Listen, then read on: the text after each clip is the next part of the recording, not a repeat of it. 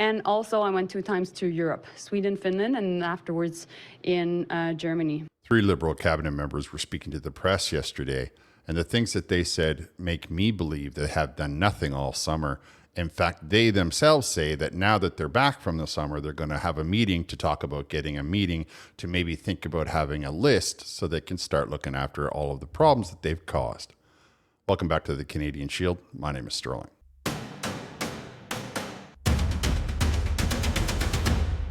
Canada's Finance Minister, Philip Champagne, Canada's Industry Minister, Melanie Joly, and Canada's Minister for Canada-U.S. Trade, as well as Intergovernmental Affairs, Dominic LeBlanc, all came before the microphone talking to Canadians, wanting to reassure Canadians that they have commissioned a poll from Leger, and they now understand that Canadians are looking for assistance on these particular matters.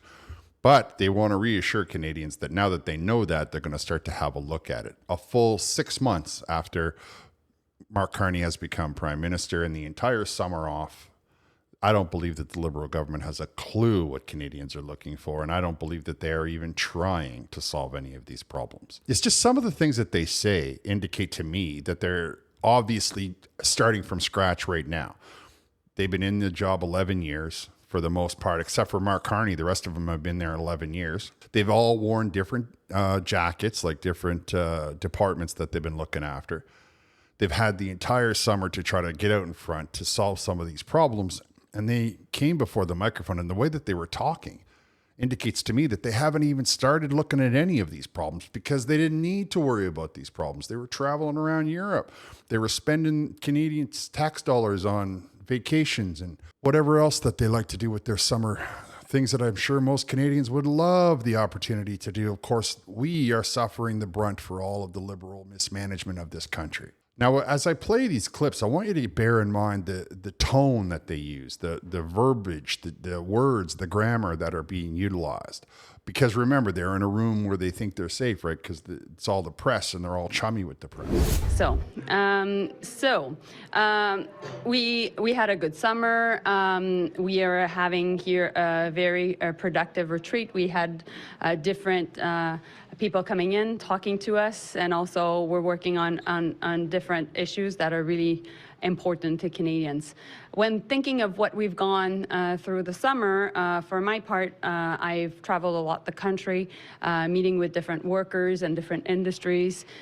And also I went 2 times to Europe, Sweden, Finland, and afterwards in Germany. Well, there you have it. Melanie Joly had a great summer. She was traveling around the country, traveling around Europe, and you heard her, we had a good summer, indicating, right, that she took the summer off. You see what I mean? Like in her mind, it's back to school now. It's time, the summer is over, I had my vacation, and now I'm back to work. The rest of us didn't get a pause. Most of us didn't get a break. But you heard it from her own words, right? Like if you look at what she said there, what she actually said was, okay, I'm back from my summer vacation and I had a great one. Thanks for asking. And what our government is really focused right now is obviously on the economy. So we need to protect jobs and we need to create some at the same time. All of our work is focused on economic questions and economic issues that are of the highest concern for Canadians. Monsieur Léger, a well-known public opinion researcher in Canada, yesterday gave us some insights into the context of Canadian public opinion on many of these issues. We are also making sure that we're supporting people that are working in these sectors. So we've done different things. When you think about steel, for example, it's been about protecting the market from dumping steel, from also making sure that we can buy more Canadian. So really being able to have our steel, our aluminum, our lumber in our infrastructure and within also procurement for the Canadian Armed Forces. And also we want to make sure as we're working on housing, that housing in Canada can be built with what is made in Canada. And what we're doing also is we're really working on supporting these sectors, and there's more news to come on that. But we're also looking on the other side of the ocean to make sure that we're creating closer ties with Europeans and also with Asian. What we need to do is we need to make sure that while Canadians are asked to take tough decisions on their budget, the government needs to do that too. But in order also to continue to thrive in this very complicated and dangerous world, we need to make sure that we're taking care of our investments at home. And so you've been hearing the Prime Minister talking about housing. We need to invest in housing. You've been hearing the Prime Minister talking about major projects, and we will be coming up with a list of major projects in the coming weeks. And what you're hearing us also is to say, well, hey, we're investing more in defense. While we're doing that, while we've increased also the salaries and the benefits of our Canadian Armed Forces, well, we're increasing also our presence in the Arctic, et cetera, we need to make sure that we're building back capacity, industrial capacity in Canada. Now, inside of that meandering ramble of inconsequential statements, you will have noticed that Melanie Joly used some words of, we're going to get to it. We're going to be bringing you a list in the next few weeks. We're going to be looking at how we can assist the steel sector. We're going to be doing this. And what have you been doing up to now? Nothing. See, that's what I'm trying to get everybody to understand. Her own words indicate that they are just now trying to start to tackle these problems. We've lost an entire season, an entire building season in Canada. That's extensive. We can't go putting shovels in the ground when the ground is frozen solid. Unless you figure Mark Carney will be out there with a pickaxe, because I would pay to watch that. Something tells me that the pickaxe might be a little bit too heavy for him, however. Melanie Joly rambling on, trying to fill the space with words, trying to convince Canadians that they have done something. But if you just listen to the grammar that she uses, you will hear somebody who's claiming that now that they're back from the summer, they're going to get started on working on getting started to craft a list that 3 to 5 years from now, Canadians might be able to benefit from. These are not the people that are going to be able to solve this problem. The problems that Canadians are confronting. Obviously, they don't have the problem-solving skills required. If they did, in the last 11 years, they would have solved many of these problems. And at the end of that meeting, there was an agreement amongst all of us that we would pursue technical discussions in the context of going over different sectors where Canada believes we can come to an agreement that would be in the economic interest of both countries. Those discussions start by having base understandings, common understandings of a series of potential options that may ultimately form what the Prime Minister said would be a series of small deals that cumulatively would put us in a better position than right now. And I know Ambassador Hillman, both last week and again this week, has also had a number of high-level conversations with her counterparts in her role as chief negotiator, which are helping to inform what we hope might be some improvements in the sectoral tariffs. Well, I have to hand it to MP LeBlanc. That was one of the most non-committal, reassuring statements I've heard in a long time. Doesn't reassure me, but I know that a lot of people out there are going to try to convince themselves that he said something of consequence. He didn't. In fact, he said quite the opposite. He went on to say that after the end of our last meeting, we're going to break down all of the various sectors that the tariffs are being placed upon. So one person's going to be over in the corner talking about steel, and one's going to be over in the corner talking about aluminum. And don't worry, Ambassador Hillman is also directing her people to do the same thing. And hopefully by the end of whenever, we're all going to sit down and talk about it individually, sector by sector. Stop holding on to this fantasy that Donald Trump is all of a sudden going to reverse course on these products, steel, aluminum. All you have to do is look at how serious it is to the federal government in Canada to understand how serious it is to the federal government in the United States. It's big money. It's big industry. And it turns out that the steel industry that we do have in Canada can't make I-beams and can't make rails. So there's a whole bunch of things that it cannot manufacture currently. The retooling, they're calling it. That's a different video. Let's stay focused on our politicians. This is a high-ranking member of cabinet in charge of Canada-U.S. relations. And he just basically said the last time we broke up, there was nothing. We're all going to sit down and break it down one at a time. And hopefully the next time we get together, we can at least pin them down on one section of it. Can you imagine what's going to happen when they all go to sit down for the USMCA? These guys don't have a clue what they're doing. And they have spent the entire summer doing nothing. And that might be one thing, but there's no backup plan. They have not done a single thing to sort of offset the damage being done by this negotiation or the lack of negotiation with the United States. Entire other countries have had these tariffs imposed. They have got together, hammered out negotiations, then signed a deal. In Canada, we can't even get a politician in the room from the Americans to sit down with us. Just when you think it wasn't going to get any worse, Philip Champagne decided to come to the microphone. We haven't heard hide nor hair from him, and he's the finance minister. He's the guy that's supposed to be holding all the reins of the fiscal responsibility and all the rest of it. The thing about Philip Champagne to remember is that he's the quintessential motormouth. If you look up motormouth in the dictionary, it's going to be a picture of him. I kind of miss you. I kind of miss you over the summer. There's another clue. I kind of miss you over the summer. This is Canada's finance minister, and he hasn't been in front of the media for the entire summer because in his mind, he was off. It was his vacation. He was on vacation. The finance minister of Canada took the summer off. Donald Trump, I haven't seen him take a single day off. And we ask ourselves, what's the problem? What is really the problem? It could be that the leadership that we have in this country, the federal government, is not doing right by the Canadian population. Oh, I kind of miss you. It's all summer.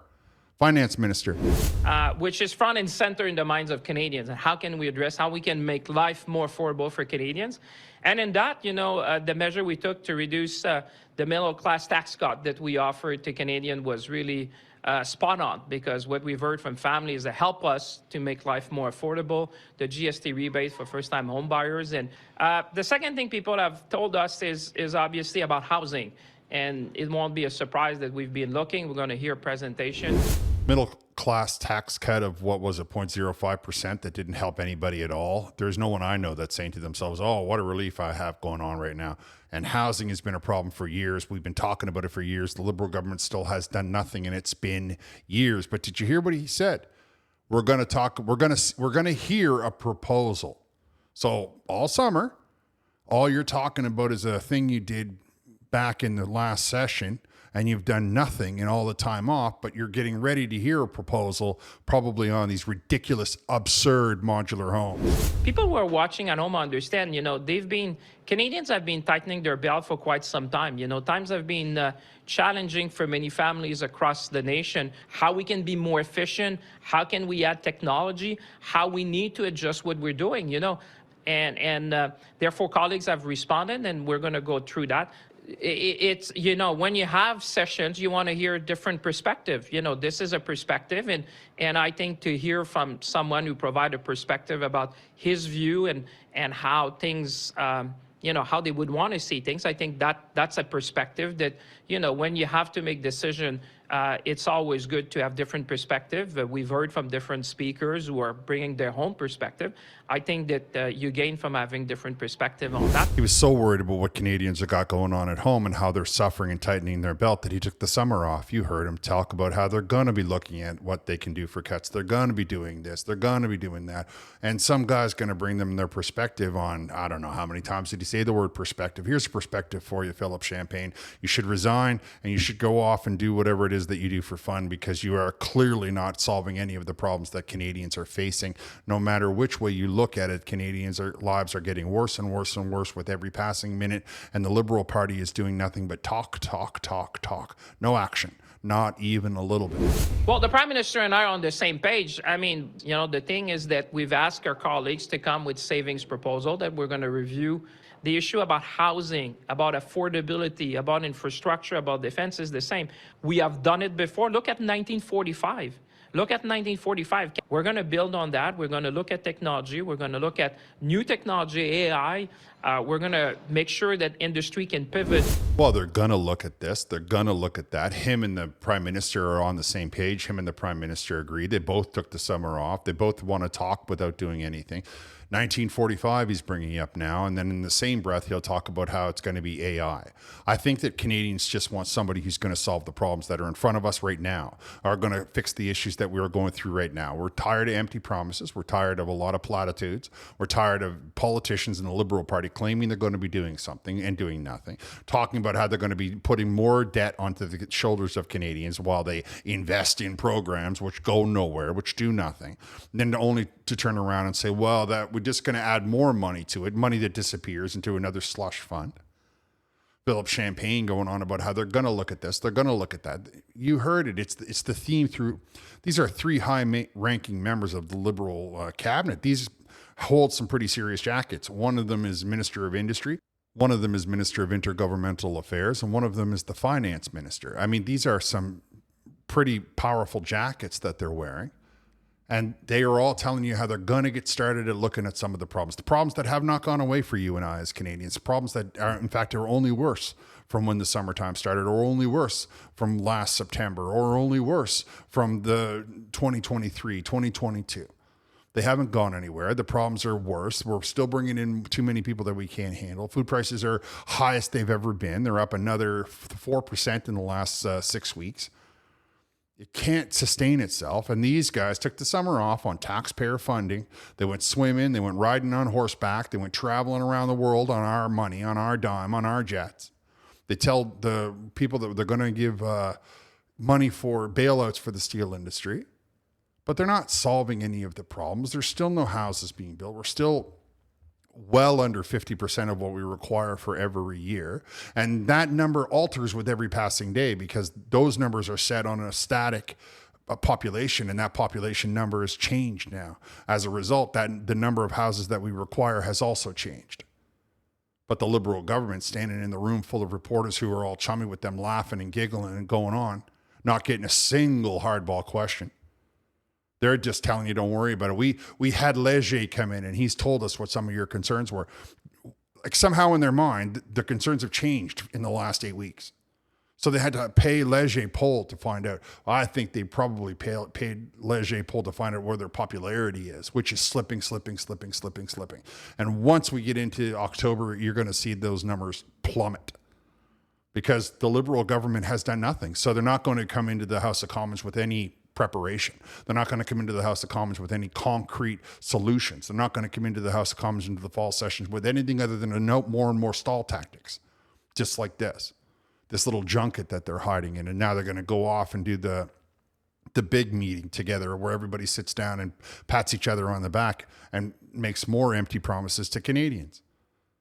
And that's exactly the kind of government that we don't need right now. We don't ever need that kind of government, but that's the kind of government we've been saddled with for the last 11 years because people don't want to think their way through their vote. People want to believe that the check coming in the mail is somehow never going to come back and bite them in the hand.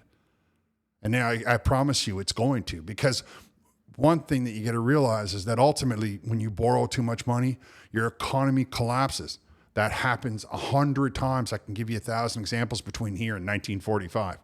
Never mind going back too much further. 1945 and forward, I could probably easily give you 200-300 examples of countries that thought that they could just continue to print money and hand out money and make government programs, and they're all either communist or socialist governments. Of course, at this point, we can only tell ourselves that we have a government that doesn't want to do anything but talk. There's no action, there's no development, there's nothing put in play. The best thing the Liberal government can do is get rid of all of those control laws that they have on the environment and the environmental impact and all the rest of it and get out of the way. Just sit back and watch as private industry solves so many of our problems.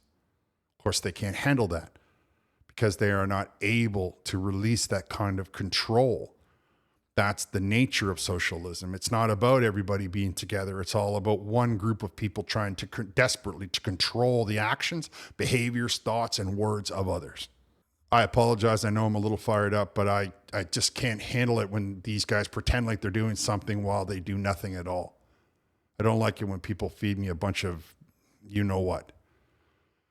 All right, I'm going to wrap here. Let me know what you think down in the comments. Thanks for listening. I'll talk to you next time.